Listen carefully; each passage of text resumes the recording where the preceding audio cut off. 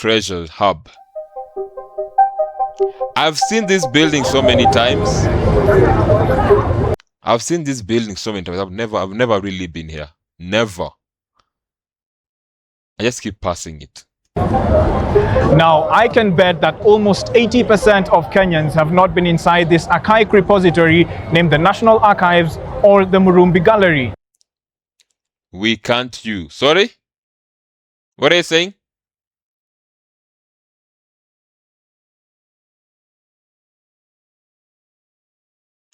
Quite ironical because it is situated at the heart of the Nairobi CBD, a public nexus. Mona, speak English. What is that? Where people meet up or pick. Well, today we'll get inside this historical. By the way, archives is always the point where guys meet up. Check in Apple archives. What's in archives? Nobody knows. You only know the building. Actually, I thought it was like closed off from the public. Building and get to see how it is playing a cardinal role in preserving the national history that dates back to the 1800s. Poof! Come with me.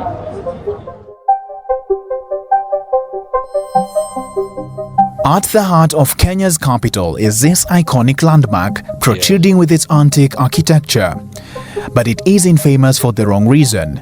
To many, it is a rendezvous point or just a direction marker. True that. From the outside, it is this structure that bears the scales of a 62-year-old nation. It is loud, busy, and rugged. But on the inside, it is the total opposite. It is a nerve center of national heritage, showing the nation's political and social oh my days. Rhythm and the beat it has danced to with its rich culture and murky politics. With just 50 shillings, any Kenyan 50 bob. Okay, they need to do some. Okay. Citizen can access the National Archives, also known as the Murumbi Archives, in honor of Kenya's second Vice President Joseph Murumbi, who was arguably one of the top private art collectors in Africa while serving in government. But before we get inside, we have to understand the inception of the National Archives. It started with its construction by look at that. Oh my days. The Indians in 1928 to host the Bank of India, but it was bought by the Kenya Commercial Bank in 1970. Just a decade after the government bought the building in 1980, as KCB moved to Kencom building just opposite the road. When the government took over, the national records were moved from Jogo House, which now houses the Ministry of Education. Inside, your eyes will immediately be met by the lower and upper gallery showcasing Murumbi's collection comprising jewelry, furniture, artifacts, books, postal stamps, and textiles. Nah, I need to go to this place, man. It looks good. I love the history. I love that. You might be wondering why and how Murumbi's artifacts ended up here. So let's date the clocks back to 1974 when Dr. Maina Kagombe took charge at the National Archives as the third director and the first African to hold the position post-independence. We managed to... What do you mean no sound?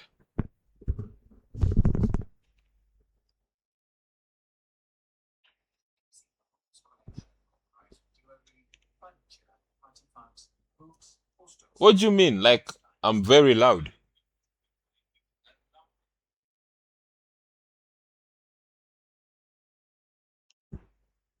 Maybe you need to add the volume from your side because mine is working out, like it's working very well.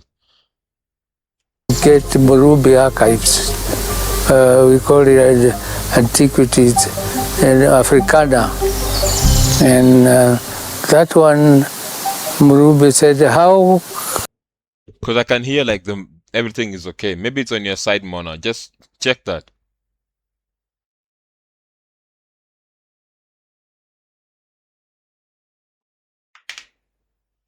Yeah, the mic is full. Everything is full.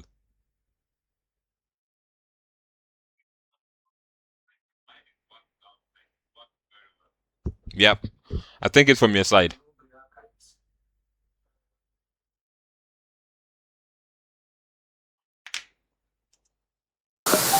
Can somebody come and say you want to take my archives? I can sell my archives to anybody I want. And then I told him, I'm sorry, go back to the archives act, and you are the one who did it. You said people should not take records from Kenya to outside should be part and parcel of Kenya. At the time, Murumbi was approached by foreign bidders to sell off his collection, and Dr. Kagombe ensured that the artifacts remained on Kenyan soil. In 1976, he published a gazette notice preventing the disposal of antiquities, which was instrumental in acquiring Murumbi's collection. This is Charles Okumu, a curator at the National Archives, and he takes us around the lower gallery, showcasing collections from the coastal people of Kenya, artifacts from Uganda, Nigeria, and other nations. Wow, that is amazing. That is amazing. This one is Kipande system, a container that was used to keep the identification and traveling documents of Africans. So it was designed only to be hung on the necks of Africans, simply because initially when they were told to produce these documents, they used to produce a weapon.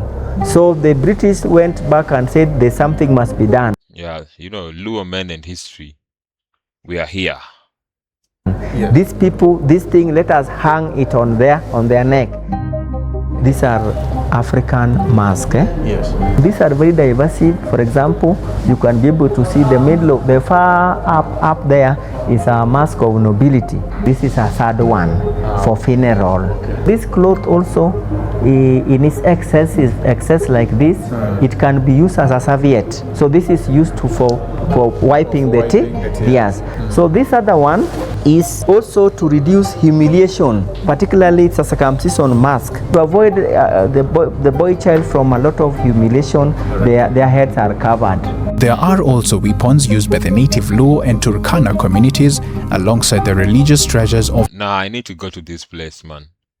I need to go to this place. This place is beautiful. We need to preserve this place, man. The Ethiopian people, highlighting early Christianity. This section also showcases a photo of a young Queen Elizabeth when she was crowned as Queen of England during her visit to Kenya. The crowning also bore the famously known Queen Cakes, a Kenyan pastry delicacy since it was made during the Queen's crowning celebration. On that material day, there was a lot of, they did a cake and a small celebration. So they decided to name that cake Queen Cake. In memory of her starting. The upper gallery has more on Kenya's history on traditional chiefs, colonial leadership, and more collections from Murumbi. Here you will also see the seat used by Jomo Kenyatta, Kenya's first president, during his inauguration. There is also a vast collection of postal stamps mainly collected by Sheila Murumbi. They highlight the pre-digital ways of communication and how I think I remember collecting some of these things when I was in high school. Damn. Countries owned their heritage.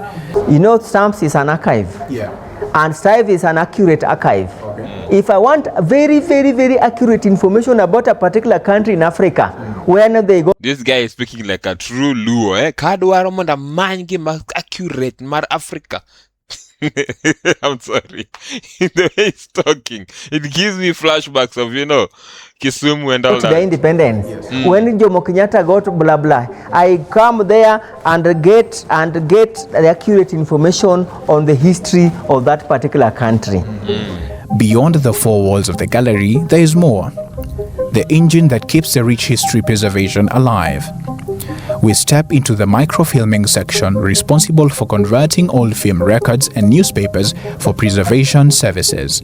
The process ensures that paper records are preserved for longer periods. Microfilming concerns about conversion of records, and in most cases we do it for preservation services to ensure that records, mostly paper records, are being preserved to stay for longer, and also for people to be able to access them. These films can last for a period of 500 years if preserved well. Catherine says that they are all kept inside temperature-controlled repositories and are only used whenever a conversion is needed. We take a look at this old newspaper from the early 1900s and a microfilm that is mostly used by researchers and administrative bodies. We have migrated archives, the ones that were repatriated from the UK. That they range from 1880s to the time that we got our independence, that is 1963, around there. Then we have... You don't know when we got our independence? Some like newspapers. I'm just asking. Some of these newspapers, we have Standard, we have Nation, the Kenya Times. These ranges from Taifa Leo. 1920s up to 2013, and that is why I was telling you, we are thinking of now bridging the gap from 2013 up to 2020, 2026. So we are still, that is work in progress. Yeah. Then we have annual reports. These are from the provincial administrators, Wakitambo, the ministries, all that. Then the we have annual report. some of 1 minute. Okay. the reports on civil servant unions that talks about how far we have come as matter of unions is concerned. Then we have green cards, about green cards for parcels of lands, which are from the early 1960s to 1980s. This material can also be accessed by the public, however at a fee. Conversion of paper records to film, we do 500 Kenya shillings per film, and also conversion of film to machine readable, we do 8,000 per film. More valuable information is stored in the audiovisual section, where more film and audio material dating back to the 80s is also stored in CD and VHS tapes. Okay. Where we are right now is a storage area and also a studio. One storage area, we keep a lot of our audio and visual and audiovisual material. Audio information you can listen to through your ear. For example, you have speeches from Tomboya. Wow. You have interviews from different communities. Most of them were audio. And then we have visuals. Before we had them both merged, at points we had just moving pictures. In the research room, all this information can be accessed upon requisition. The process is, however, rigorous, and even an annual membership fee is required to access some of the critical information. Annual, that is nice. The research permit is 1 year, per annum. Kenyan researchers pay 2,500, foreigners pay 5,000 Per year. per year. Here, That's not researchers undertake That is not bad. That is more or less okay. taking their studies or personal knowledge sit on these desks as they sift through some of Kenya's rare historic information. Wow. But here is how it works. These files are first retrieved from these rolling shelves used for storage, then moved to the library and then selectively taken to the research room. There is, however, a caveat. The only information that can be accessed should have been stored for a minimum of 30 years. These files are stored in vaults located in the basement levels. Marianne adds that the facility stores some classified information that requires top-level clearance and also material returned by the British government pilfered during the colonial period. Information is also classified. There are some government circulars that have been released about classification of records and their access as well. So we follow that. So there's records that can be accessed. Then there are records that are still, they have not met the threshold. For a record to be an archive, it has to meet a threshold of about 30 years. The process of archival preservation is, however, being countered by the quickly expanding digital evolution, one that the National Archives has not turned a blind eye to. Security is also keenly observed within the facility, as rigid measures have been installed to ensure that the delicate historical material remains safe for posterity. The Kenya National Archives, it's well secured in terms of security, man, and all other factors considered. And issues to do with now the records themselves, the ones that are in film, they are supposed to be put in the right temperature. And in most cases, we put them in our cold rooms, whereby they are well preserved and they are actually accessible whenever we need to use them. Of course, there are access protocols. We have them. Like I've already said, you just don't walk in and you request for a sensitive, let me put it like a sensitive record, and you're given to access. This ambition has, however, been recently under threat after a series of national anti-government protests that even prompted the proposal of moving the National Archives to a safer environment. Now, where would you guys move it to? Where? Okay, I understand the protests and everything can be crazy, because if that building burns down, everything is gone. That is scary though. Now, where would you guys move it to? You can't remove archives, man. It's been there for the longest time. Ever since I was a kid, man. Despite public uproar on the risk of eroding the integrity of the nation's rich history, the National Archives believes that the move will safeguard the antiquities for future generations. We would like to see how we can safeguard our assets in this building and how we can take it to a place where the researchers can have an environment that they can, produce content, do research. Unless you guys build a whole new apartment, not an apartment, like a whole new building and just make it there. Then we can add more rooms and all. And let's just build something out of nowhere. Research and even for doctorate researchers who come here to be comfortable. Okay. That was good. That was good. Do I really want to watch anything else? I don't think I want to watch anything else.